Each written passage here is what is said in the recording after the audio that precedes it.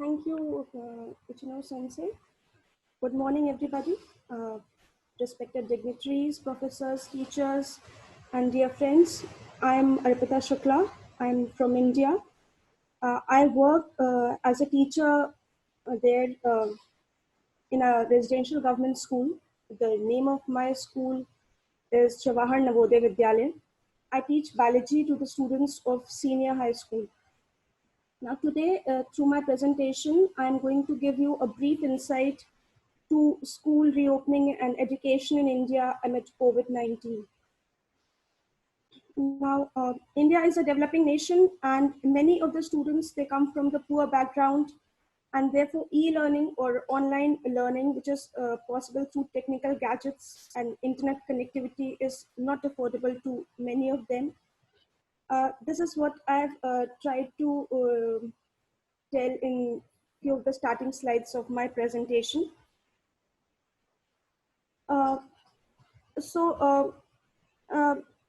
Since it is not affordable to the students, so that is why there is a need to switch over to classroom teaching as soon as possible.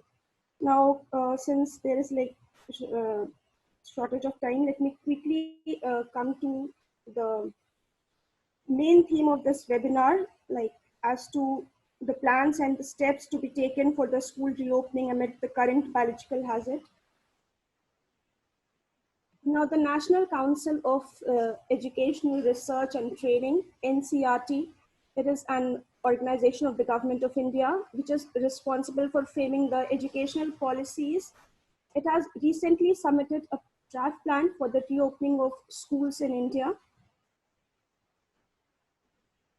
Now, the first of the norm, that is social distancing, which is like a very important thing to be followed in the present scenario. What are the points given in that draft? It says that the schools, they will reopen in phases, 2 to 3 classes at a time. The hostelers, like in residential schools, they should have proper quarantine facilities, as they'll be coming by the public transports. Then there will be an odd even formula for the students to come to school. Like one day they'll be attending the live classes, another day they'll be at their homes attending the online classes. Each day only 33% or maximum 50% of the students will come to school. The classes, if the infrastructure is not like very big or very proper, the school, the classes may run in 2 shifts so as to maintain social distancing. Then in the classrooms, the students, one student will be there on one desk. The name of the students will be written on a desk so that they sit at the same place every day. In case of shortage of classrooms, the bigger rooms like libraries, sports room, community halls can be utilized.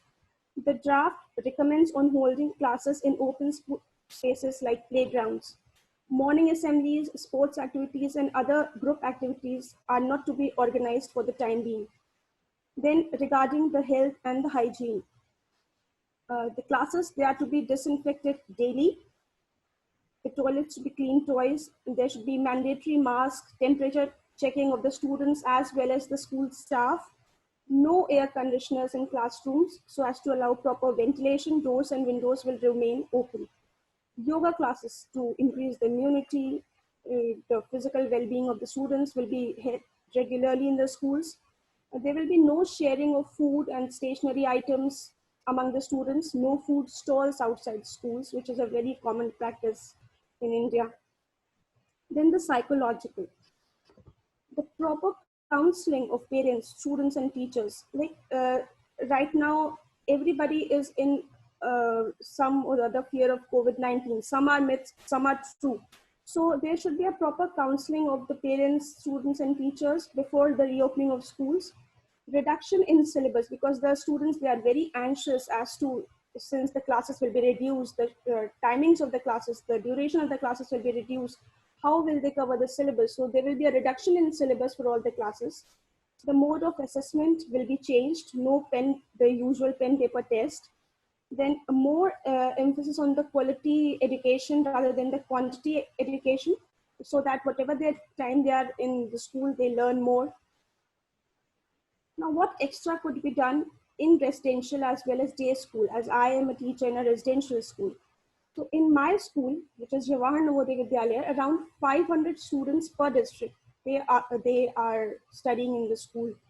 So before allowing them to school, they should all be tested for COVID-19, because like many of them, as we know, are asymptomatic and they are carrying the virus. So before allowing them to school to avoid infections, they should be tested for COVID-19, maybe in phases. Then there should be restrictions on the entry and exit of people, suppliers, parents in and out of school premises. Immunity boosting meals, since it is a residential school and many schools meals are provided to the students, we can inculcate immunity boosting meals in them. Then there should be, since the demand supply ratio is very high of these things in the present scenario, the rates have gone high. Many of them, many of the students can't afford them. So they should be supplied with free masks, gloves, and sanitizers, which has not yet happened in India. Then economically backward students may be aided with smartphones to enable them to take online classes. There are various programs, NGOs, and they can do this bit of thing.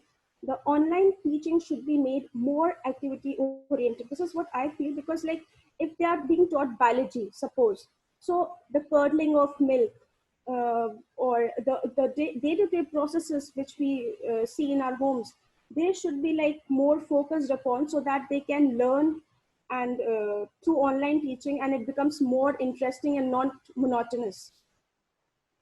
So this is all. Thank you very much for listening to me. Hello everyone, my name is Maneesh Mundotia. I am from India and I work in Kendriya Vidyalaya, one of the central government schools that are meant for especially for the wards of transferable central government employees. So I am going to focus mainly on the reopening of schools after this biological hazard. As my friend Arpita SHUKULA, she is also from India. She has told most of the things about this procedure. So I would try to focus on them. So the impact of COVID-19 pandemic on education. It has affected educational system worldwide, leading to the near total closure of schools, universities, and colleges. And the school closures impact not only students but have far-reaching economic and societal consequences. So a new framework for schools in India has been made by the National Council of Educational Research and Training. And no, though it is not sure when the schools will be reopened, but the government is looking at the month of August to reopen with certain changes. So the most important thing is counseling services for school students, because this pandemic situation is affecting children physically as well as psychologically. The pandemic has caused strong feeling of sadness, fear, anxiety, helplessness, uncertainty, loss of interest, and hopelessness. So to provide support and address mental health concerns of children during and after COVID-19, NCERT has announced counseling services for school students through its trained counselors. And counseling apart, the schools will be advised to look at yogic exercise and other activities to help students get used to this new format with physical distancing without any stress. So this is very important. And as it has been told by my friend that there will be staggered reopening in 6 phases. So first of all, 11th and 12th classes will be reopened in the first week. After 1 week, 9th and 10th. Then after 2 weeks, 6 to 8 classes. After 3 weeks, 3 to 5 classes. And then after 4 weeks, classes 1 and 2. And nursery classes after 4 weeks or 5 weeks with the permission of guardians if they are in this favor. Now the suggested changes for new school framework. So the first and foremost is sanitization and physical distancing in classrooms, school transport, labs, playgrounds, and so on. And mandatory mask screening of all students and staff members. It is very important.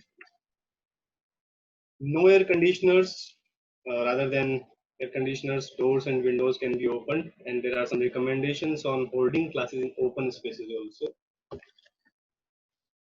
No assembly sessions, seminars, functions, and gatherings in school premises for a long time, and no food stalls will be permitted outside the school. Yes, precautions for serving of midday meals. Yeah, it happens in many countries, especially in my country. So for that, salt and turmeric washes for vegetables, monitored cooking, staggered serving of the midday meal to children, daily thermal screening of cooks and helpers, and ensuring disinfection of kitchen and serving area. And even students are not allowed to share food and water.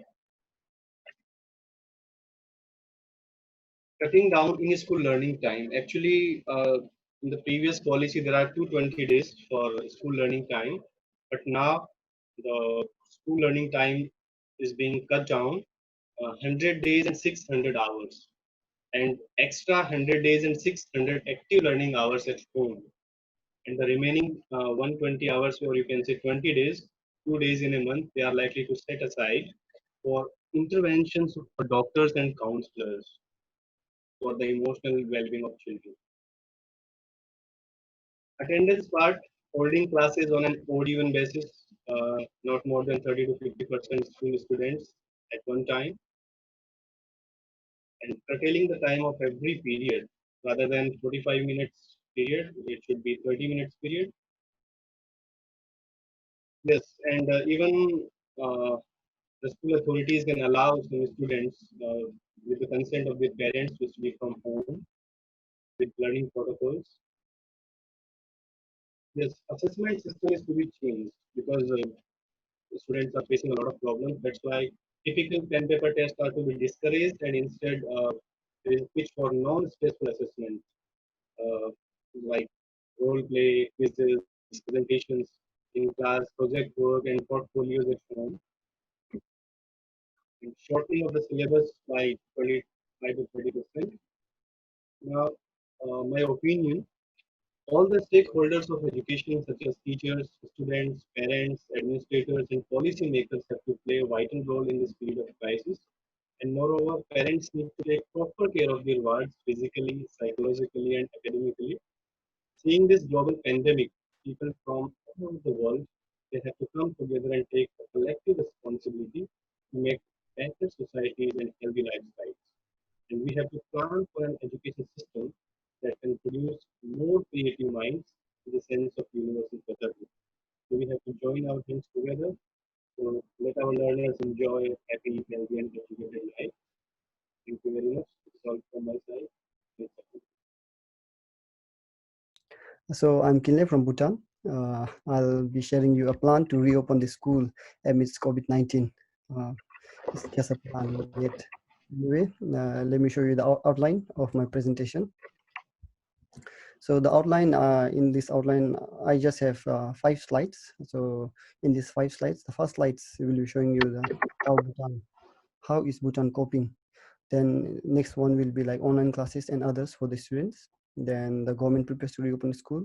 Guideline required for the schools to welcome students. Reopening school is dangerous. So within these 5 slides, I'll be concluding my presentation. So let's start. So in the current situation, Bhutan is so fortunate to have our king here, who is in the front, leading this fight against coronavirus in our country. There is no local transmission yet, and flanked by our prime minister on the left side and his military. So um, we also have, like in second picture here, we have this disaster management training, which is given in a 2 months. Like one training is given in a 2 months. We call it desu. So this time it is accelerated and many people are trained. So in the third picture, we have like people along with Desum and some other local people guarding our borders. People are trespassing, I think, because of so many things. So we are guarding. So we are making sure nobody, people comes or goes. So we also have like a Duke Trace application, which will be tracing the people who is in contact with coronavirus, although not so far, not anyone has contracted the coronavirus in Bhutan locally. So another picture number 5 shows the people we are bringing our Bhutanese citizen, like those who are in other countries. Through government to government relationship, we are taking our own aeroplane and bringing them, like in case if they lost their job, like if they are not able to do their business, and also the students. Then this is a aerial view of the picture of a temporary makeshift house, which was built upon the initial command by our His Majesty for people who are residing in the India, because we have a cross border with India, and people are living there and working. So as soon as India announced a lockdown, we initiated this, and people are now comfortable, I think. Then finally, although a small country, we have been doing so many things.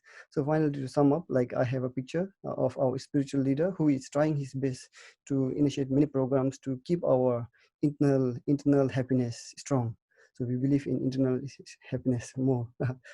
Okay, now next, let me show you my second slide, which is online classes and others. So as soon as lockdown began, we also initiated like online classes. Here, this is the head of our Prime Minister who is initiating, who is overviewing like how is online classes going on. So this online classes is like broadcasted freely on our national television and available on YouTube. But because of like high mountainous area, Bhutan being situated in a Himalayan country, so they printed like a hard copy of these online materials, and it is called as self-instructed materials in picture 2. As you can see in short form, it is SIM, self-instructed materials. So these are distributed to the students who are not able to access both television as well as online. So in the third picture, like CU, which means the Chandigarh University final students giving online exam. So this CU is actually university in India. So in picture number 4, I have like it says like 10,000 needy students to get a ration in COVID-19 response. So these things are happening for the students, and also like some students, they are volunteering to do laundry in quarantine centers. So now next is like a government plans to reopen the schools. So we are doing everything like international expertise are saying, and we're trying to localize in our own area, like Bhutan is trying to localize, although some are very upstandard, high level, so which we cannot do. So here it says like Prime Minister's office along with the Ministry of Education prepares to reopen the school in a phased manner from June. The Ministry of the Education Minister has instructed all Dzongkhaks. So these Dzongkhaks are like, we have 20 states and Tromdes, which means like 4 major towns in Bhutan, to initiate the necessary facilities required for the schools. So 38 schools do not have proper wash facilities. They will be prioritized. Like a wash stands for water, sanitation, and hygiene, I think. Then class 10 and 12 only will be resumed soon, if possible. So the fourth slide is about like a requirement for the schools. Like I think this is same almost everything, but let me just go through.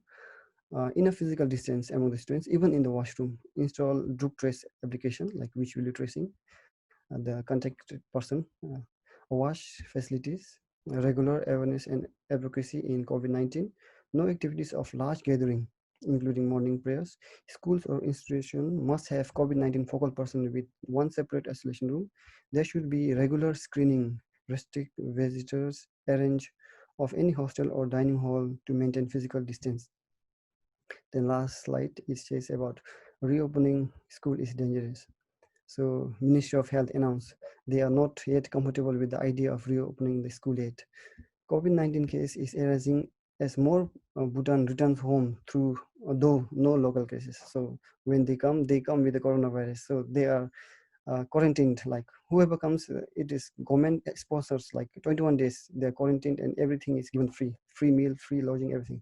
So the last point here is this, like, however, according to PM, school may open anytime soon if the situation improves in other countries, especially the neighboring countries. So when I was presenting this, preparing this slide, there was like, it was just in a plan now. As a note I have mentioned here, the Prime Minister in the press conference 19th June announced class 10 and 12 will resume from 1st July for critical reasons to go to higher levels where they choose their subject specialization in colleges. So this is what is happening. I hope because of like 7 minutes of time, it's difficult to cover everything. So our formal education minister has launched one book which is of like 270 something page. So it says like Bhutan at her best. So which gives the perfect idea of how Bhutan is handling COVID-19. Thank you. Thank you very much for listening, everybody. Thank you very much, Manoel, and hello to everyone. My name is Falepiliki SETE. I come from Tonga. Tonga is located in the South Pacific and one of the few islands in the South Pacific that never resigned its independence and remain the only monarchy in the region. I'm currently working as a government primary school teacher, and I've been teaching for 11 years now for the primary schools. Today's presentations are basically on education and reopen of schools in Tonga due to the COVID-19.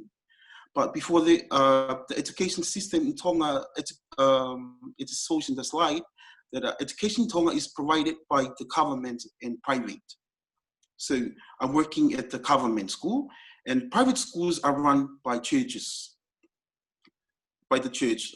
As you can see, there are a list of churches I mentioned there in the slide. They run schools. And a system of education in Tonga is start from the preschool, and from there to primary school, and from junior high, senior high school, tertiary, and also universities. Tonga is a small country, so there are about only 95 primary schools in Tonga, and only 22 high schools, and about 20 higher educations, and only 3 universities in Tonga. So the next slide, please, is the school's lockdown. So as you can see, the Tonga currently has no confirmed a case of COVID-19. But however, the Ministry of Education, working together with the government, the Ministry of Health, Ministry of Police, to maintain the safety of the people due to this pandemic. They were announced that the school will close for 2 weeks, starting from the 27th of March this year to 14. This is because this time there were flights coming, overseas people coming to Tonga.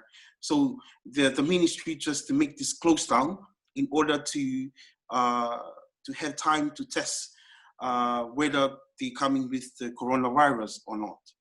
So that's why they make the close down for all the schools. But during the lockdown, teachers were announced to provide assessment and work for the students to do from home during this lockdown. And there were classes done by television and also radio and also online classes. The reopening of the schools were announced by our Minister of Education, Honorable Siausi Sovaleni. And the next slide, please, is the schools reopening. The schools were reopened on the 15th of April, and this time there were changes made by the ministry during this reopening. Number one, they extend 1 hour, so this to the regular time or the normal time, and this is just to cover up the syllabus in hand, and also they postponed the sports, because every year we had a sports for all the colleges here in Tonga, so they postponed the sport until November. But hopefully we'll come to that time whether they will held it or they will still postpone it. And also the Ministry of Education support the parents by providing transportation.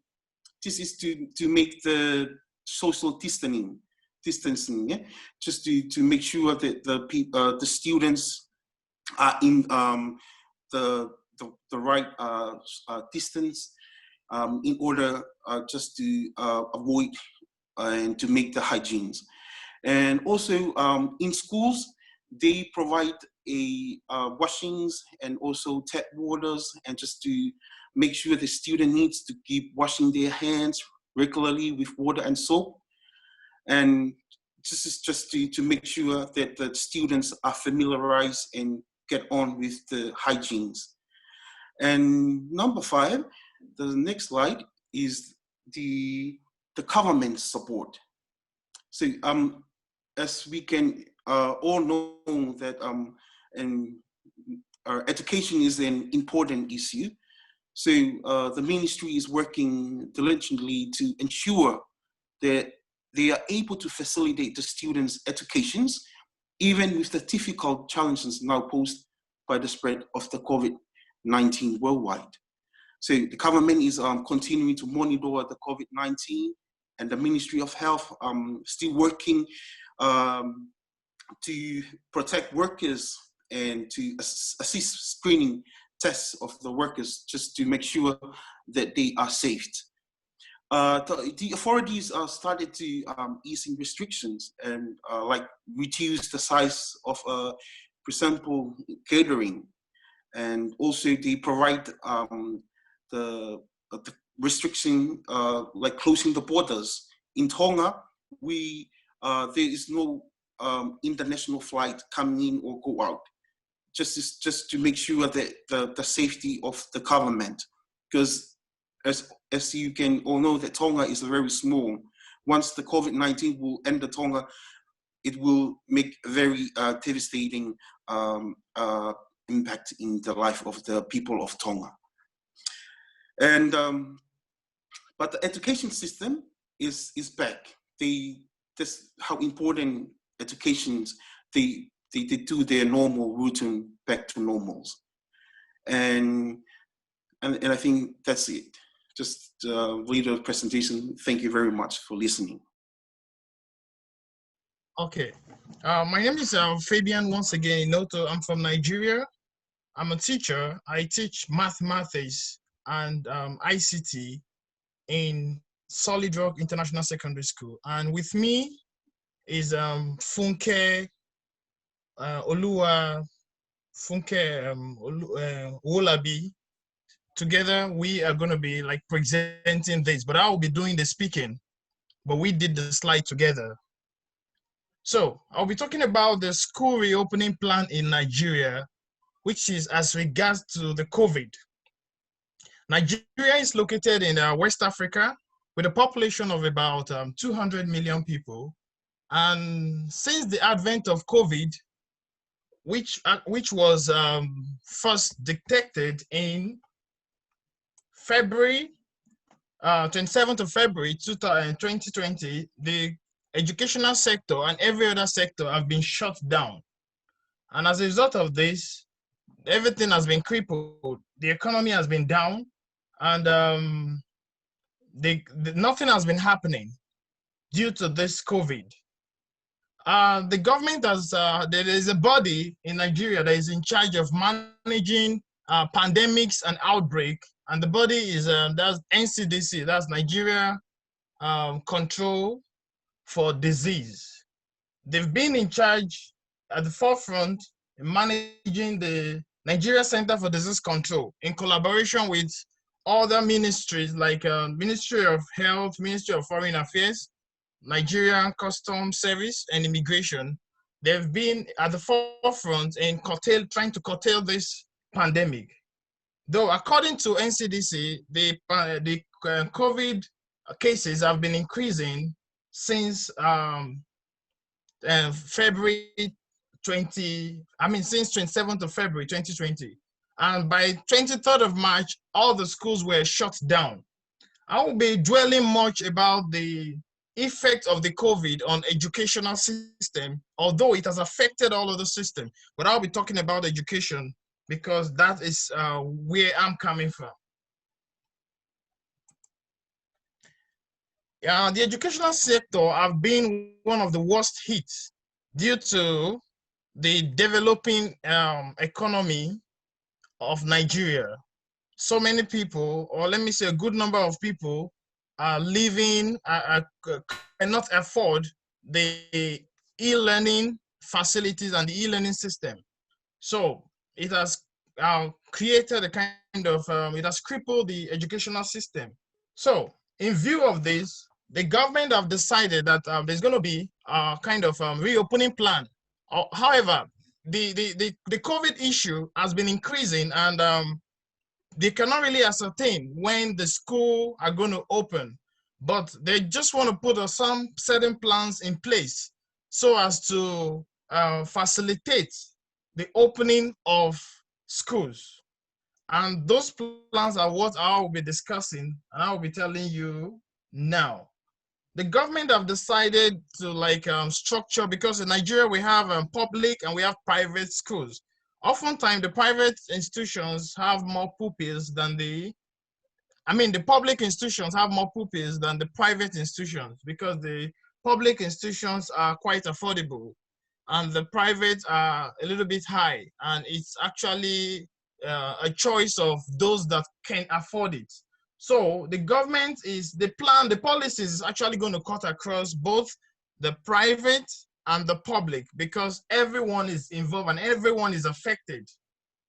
So the government is working out models to ensure that all the children do not return to the school or to their school at the same time. And I think this is also going to spread across the private sector also, except for those schools that have all the necessary e-learning facilities and maybe have all the necessary infrastructure like classrooms and every other thing to manage the pandemic. So the government is creating a two-shift system that entails that classes are held in the morning and in the afternoon, so as to manage the infrastructure and maintain social distancing. Also in the area of hygiene, the government is moving a motion to install running waters and bring some hygiene kits and preventive kits, like the nose masks, the hand sanitizers, the temperature check. And it's actually interesting to know that during this COVID crisis, so many local industries and so many local innovations are actually erupting, because so many people there's a lot of production of nose masks, a lot of production of hand sanitizers locally, and it's actually enhancing the system, because most of the importation is actually a challenge at this time. So people decided to go into local production of these things. Furthermore, the government is bringing up an accelerated learning program that is for all the times that have been lost where they have not had classes. They're going to be kind of remedial or catch-up program to make up for those lost learning and teaching period. The government is trying to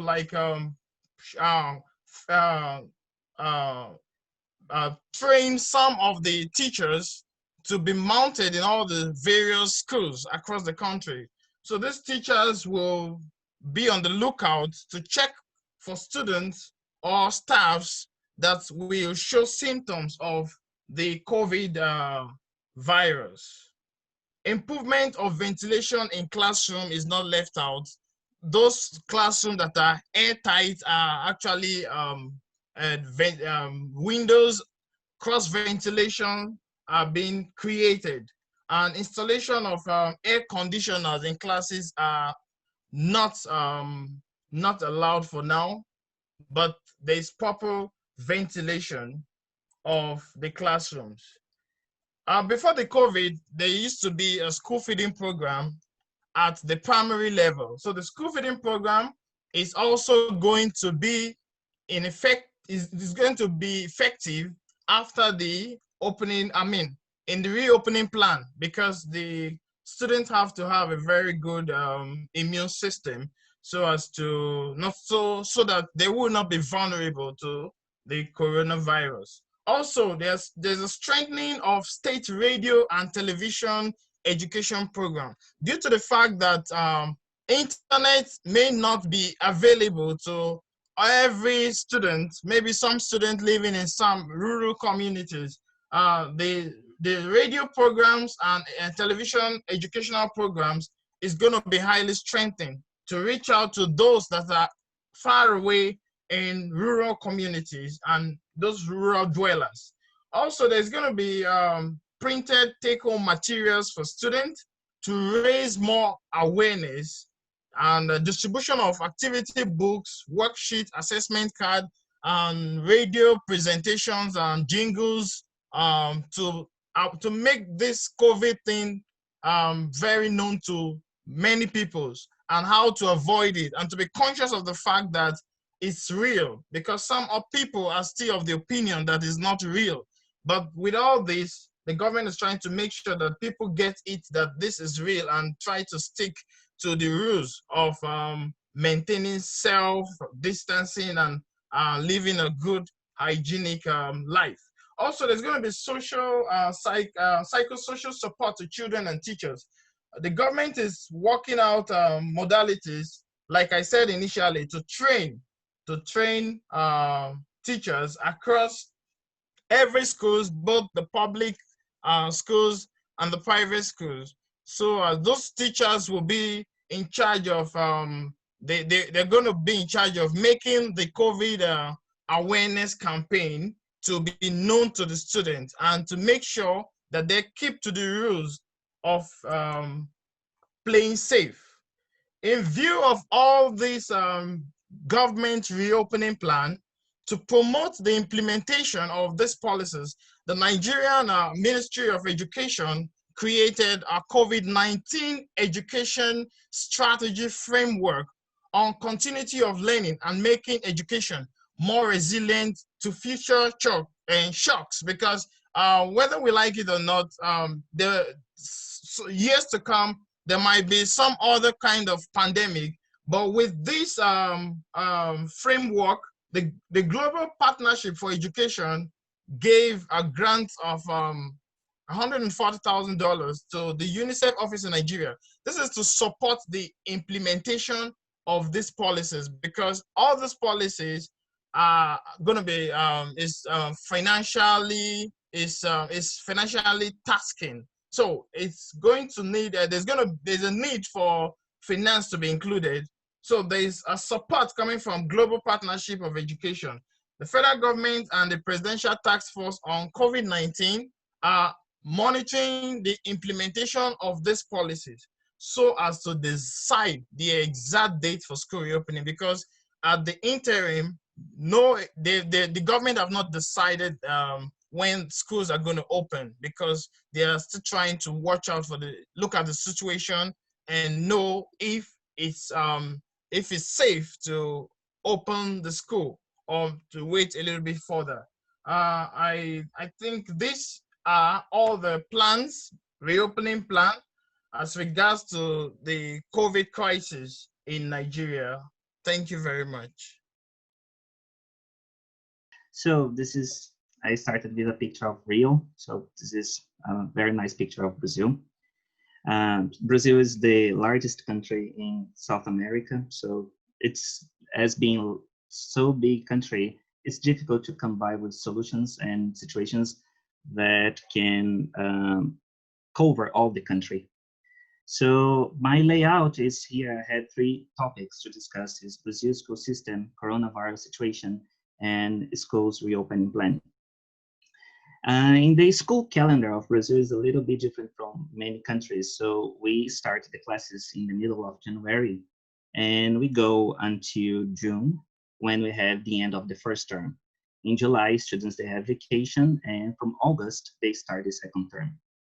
So in the same school, we have 3 groups of students, staffs, and teachers. So in the same building, we have a morning school, an afternoon school, and an evening school. So we have like 3 different groups in each school. So the schools in Brazil, they are really, really crowded. So this is the coronavirus situation in Brazil. So the numbers are really, really high nowadays. So over 1 million people infected, and more than 50,000 people have already died. So it is really, really sad news. So these are the latest news. So Brazil is the second highest, is the second country in COVID in the world. So the second highest country in deaths. So it is a very, very sad news. And so this is the school reopening plan. So unfortunately, in the beginning of the year, as I mentioned, so as the schools, they start in February, we had a blackout in the school system in Brazil. So the students, they stopped having classes here in February, and until June, they didn't have any classes. So the expectations is to come back in August, but it's also a possible blackout, as you could see in the numbers of COVID-19 infections. So here are online classes and some issues. So internet connection in Brazil is not available in many parts of the country. So in this situation here, we can see that many students, they do not have access to internet connection, so which makes it difficult to conduct online classes. Also, when students have access to internet, the internet sometimes is not very good. It's not very fast. Sometimes the students, they do not have necessary tools to study. They don't have computers. Sometimes they do not have smartphones or other devices to help them to study. Some students also, they don't have internet connection in their houses. It's in some places, it's very difficult to come with internet connection. Some teachers, they are sometimes not acquainted to work online. So this is the first time in history in Brazil that we have like a major lockdown in school system. In Brazil, we don't have like situations like earthquakes, volcanoes, or tsunamis, or typhoons. It's really a place where the natural phenomena doesn't happen very much. So teachers, they were not expected, and so they are facing a lot of problems with working online. University exam entrances have been postponed, and teachers are sometimes lacking of online support from the government or from the Ministry of Education sometimes. Returning to school, so it's expected students to go back in August. But as I told you, it's just an expectation. So as you saw, the numbers of infections is so high, and so it's unsure they go back in August. So university exams will be conducted next year. Usually it is the end of the year because the school terms in Brazil starts in February. So usually university exam entrances, they are conducted in November. So, but this year is going to be conducted next year. So schools are going to halve their students' capacity. So here there is like a picture to show that students are not going to sit together with each other. So only 20 students per class. They are not going to have classes every day because as we have so many students in the class and 3 different groups of students, it's impossible to have classes with all the students every day. School events, they are not going to be done. Some classes and activities such as sports, they are going to be adapted, and it's likely that activities such as physical education practices are not going to happen. So this is some plans. So schools will be thoroughly cleaned at least 3 times a day. So they are cleaned constantly, but thoroughly cleaned, it's just once a day. So now they plan to increase this thoroughly cleaning to 3 times a day. The students are expected to use masks during the classes. And toilets and kitchen utensils and water fountains are going to be deeply cleaned. So it's expected to cleaning all the time. Also, it's going to be advised to students not to share water or food or any personal materials and objects.